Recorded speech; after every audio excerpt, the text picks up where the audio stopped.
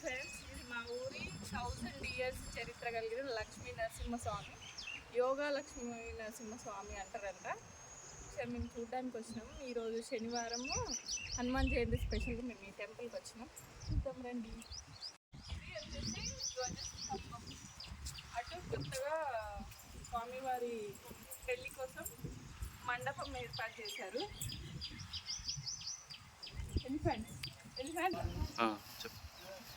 ఇదేమో ఏకశిల రాతి స్తంభం. ఈ టెంపుల్ ఎప్పటి నుంచి ఉందో అప్పటి నుంచి ఆ స్తంభం ఉంది. 1000 years దాని చరిత్ర కూడా. అక్కడ మండపం,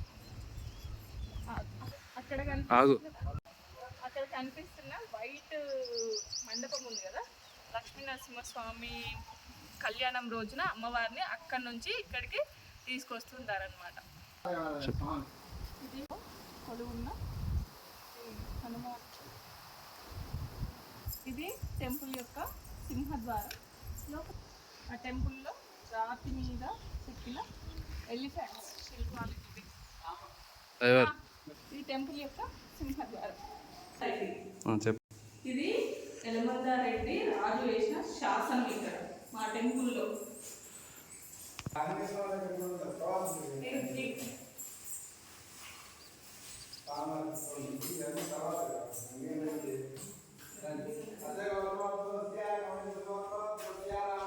లక్ష్మీ నరసింహస్వామి యొక్క పుట్ట. సీతా నామధేయస్య సందీప్ నామధేయస్య సహ కుటుంబానాం క్షేమస్థైర్యధైర్య విజయాభయారోగ్యైశ్వర్యాది న్యూనారిక్తదోష-నివారణార్థం శ్రీకర్మణ్యాం చ కరిష్యే. ఓం నారసింహస్వరూపిణే నమః. ఓం కేశవాయ నమః.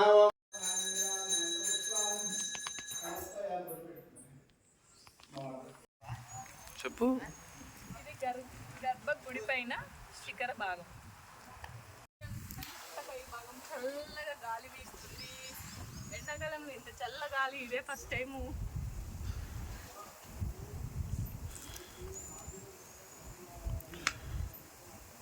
ప్రతి సంవత్సరం కొండ మీద కళ్యాణం చేసే ప్లేస్ ఇది.